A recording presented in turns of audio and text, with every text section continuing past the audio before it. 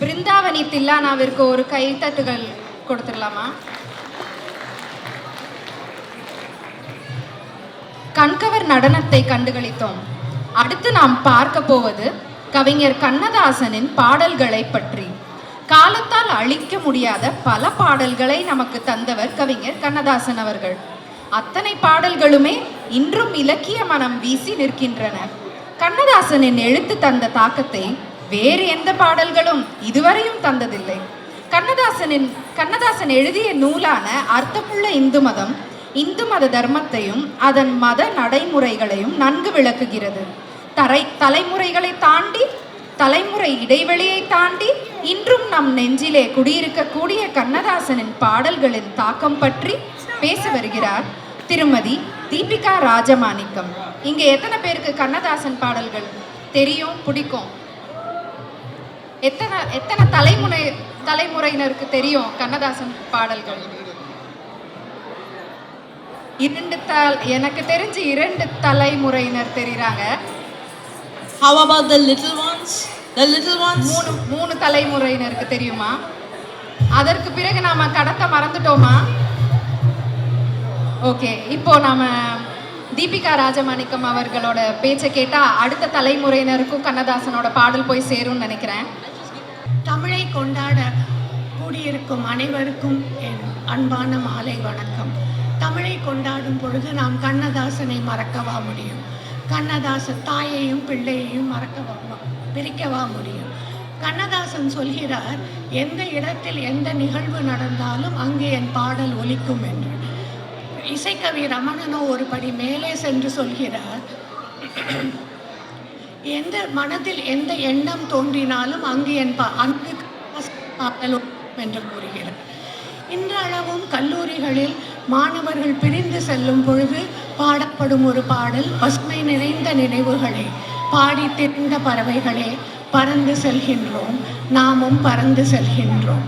நாமும் இங்கு சில பல காரணங்களுக்காக இங்கு பறந்து வந்துள்ளோம். எந்த நாட்டில் எந்த நாளில் என்று காண்போம். இந்த நாட்டில் இந்த ஊர் காண்கிறோம். இந்த அழகை எந்த ஊருக்கு செல்வோமோ, இந்த அழகை பாரதி முத்தமிழ் சங்கம் என்ற அழகில் கொண்டு வந்துள்ளோம். கண்ணதாசன் பாடிய பாடல்கள் ஏராளம், அவர் எழுதிய கவிதைகள் ஏராளம். அவரின் முத்தாய்ப்பான அவரின் மகுடம் என்று கூறப்படும் படைப்பு அர்த்தமுள்ள இந்து மதம். சனாதன தர்மத்தை பற்றி தெரிந்து கொள்ளும் அனைவரும் படிக்க வேண்டிய ஒரு புத்தகம். நம் இல்லங்களில் அது ஒரு பொக்கிஷமாகவே வைக்க வேண்டிய புத்தகம் என்று சொல்கிறேன். அவருடைய ஊக்குவிக்கும் பாடல்கள் எனக்கு மிகவும் பிடித்தவை. இங்கு நான் நடன கலைஞர் டாக்டர் பத்மஸ்ரீ நர்த்தகி நடராஜனை பற்றி குறிப்பிட்டே ஆக வேண்டும். அவர் எதிர்கொள்ளாத இன்னல்களே இல்லை. அவரை உலகம் கேலி பேசி கீழே தள்ளியது, தலை குப்புற தள்ளியது. ஆனால் அவர் எதற்கும் கலங்கவில்லை. தன் இலக்கை ஒன்றை நோக்கி பயணப்பட்டார், வெற்றியும் கொண்டார். இன்று அவர் போகாத நாடுகள் இல்லை, ஆடாகள் இல்லை. அவருடைய அந்த சமயங்களில் அவருடைய மனதில் ஒலித்தது 2 பாடல்கள், 2 விஷயங்கள் தான். ஒன்று, மகாகவியின் நிமிர்ந்த நன்னடையும் நேர்கொண்ட பார்வையும். அடுத்தது, கவியரசரின் நீ உன்னை அறிந்தால் உலகத்தில் போராடலாம், வாழ்ந்தாலும் தாழ்ந்தாலும் தலை வணங்காமல் நீ வாழலாம். இதுதான் அவர் மனதில் ஒலித்து கொண்டே இருக்குமா. விழுந்தவர் எழுந்தார், நடந்தார், பல மேடைகளை கண்டார், வெற்றியை பயணப்பட்டார். இன்று அவர் தமிழ் பல்கலைக்கழகத்தின் விசிட்டிங் ப்ரொஃபஸராக இருக்கிறார். அவர் படித்தது என்னவோ 12ஆம் வகுப்பு மட்டுமே. ஆனால் பல்கலைக்கழகத்தின் விசிட்டிங் ப்ரொஃபஸர் அவர். தமிழக அரசின் மொழி மற்றும் கலாச்சார பிரிவில் முக்கிய அங்கத்தை வகிக்கிறார் அவர். மாபெரும் சபையினில் நீ நடந்தால் உனக்கு மாலைகள் விழ வேண்டும், ஒரு மாற்று குறையாத மன்னவன் இவன் என்று போற்றி புகழ வேண்டும். இந்திய அரசின் உயரிய விருதுகளில் ஒன்றான பத்மஸ்ரீ என்று அவரை அலங்கரிக்கிறது. கண்ணதாசனின் பக்தி பாடல்கள் பக்தி பாடல்களை பற்றி இங்கு குறிப்பிட வேண்டும் என்றால் எனக்கு பிடித்த பாடல் ஆயர்பாடி மாளிகையில் தாய்மடியில் கன்றினை போல் மாயக்கண்ணன் தூங்குகிறான் தாலேலும்.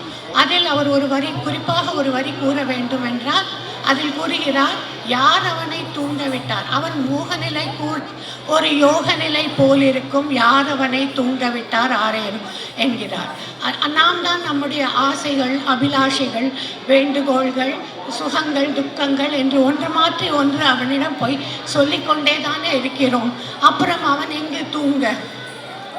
அந்த கண்ணனுக்கே வக்காலத்து வாங்கியவர் நம் கண்ணதாசன். இறுதியாக டாக்டர் சுதா சேஷியன் கூறியதை சொல்லி என் உரையை முடித்துக் கொள்கிறேன். சுதா சேஷியன் ஒரு முறை மாதங்களில் நான் மார்கழி என்ற அவருடைய புத்தகத்தை பதிப்பகத்தாரிடம் கொண்டு போய் கொடுத்து பதிவிடும்படி சொல்லி இருக்கிறார். அப்பொழுது அவர் கேட்டாராம், இது என்ன கண்ணதாசன் பற்றிய புத்தகமா என்று. கண்ணன் கூறிய வார்த்தைகளே கண்ணதாசன் கூறிய வார்த்தைகள் என்றே நினைத்து கொண்டு விட்டார். அதுதான் அவனுடைய தாக்கம். படைப்பதனால் நான் இறைவன் என்று மார்த்தட்டி கொண்டவன் தானே அவன். தமிழ் தாயையும் கண்ணதாசனையும் வணங்கி வாய்ப்புக்கு நன்றி கூறி விடைபெறுகிறேன். வணக்கம்.